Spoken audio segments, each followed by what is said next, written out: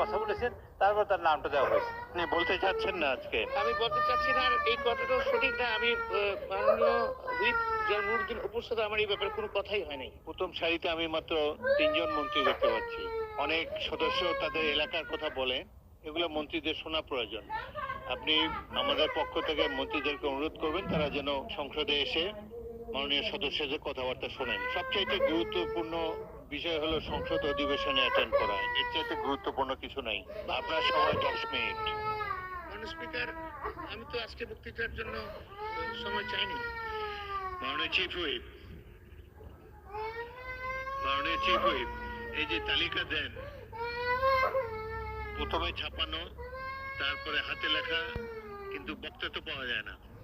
মাননীয় স্পিকার, আমাদের মাননীয় সদস্যবৃন্দ সবাই আজকে যাদের তালিকা দিয়েছে তাদের সকলের সাথে কম বেশি কথা হয়েছে, এবং আমার মাননীয় হুইপবৃন্দ সবার সাথে কথা বলেছে।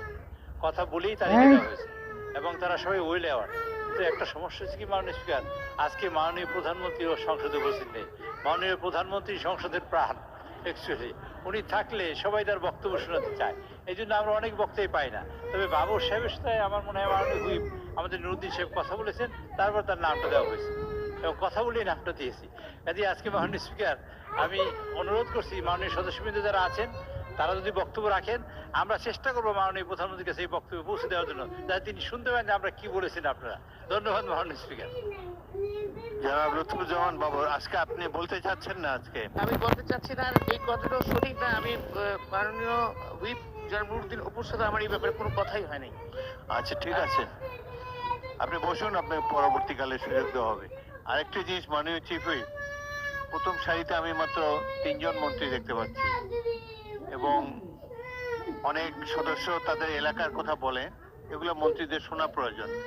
আপনি আমাদের পক্ষ থেকে মন্ত্রীদেরকে অনুরোধ করবেন তারা যেন সংসদে এসে মাননীয় সদস্যদের কথাবার্তা শোনেন। চিফ হুইপ বলবেন, বলেন। জি মাননীয় স্পিকার, আজকে যে এখানে মন্ত্রী নাই তার এক নম্বর কারণ হলো সংশ্লিষ্ট মন্ত্রীবর্গ মাননীয় প্রধানমন্ত্রীর সাথে সফরে আছেন। কারণ এখানে অনেকগুলা যে কয়জন নাই তা আছেন উনি ওনার সাথে, এবং অনেক ইম্পর্টেন্ট মানে যারা রাষ্ট্রীয় কাজে আছেন। আর বাকি অনেক মন্ত্রীরা এই সারিতে, দ্বিতীয় সারিতে সব সারিতে সকল মন্ত্রীরা কম বেশি উপস্থিত আছেন, কিন্তু প্রায় 30 জনের মতো আছেন। তো মাননীয় স্পিকার, আপনি যে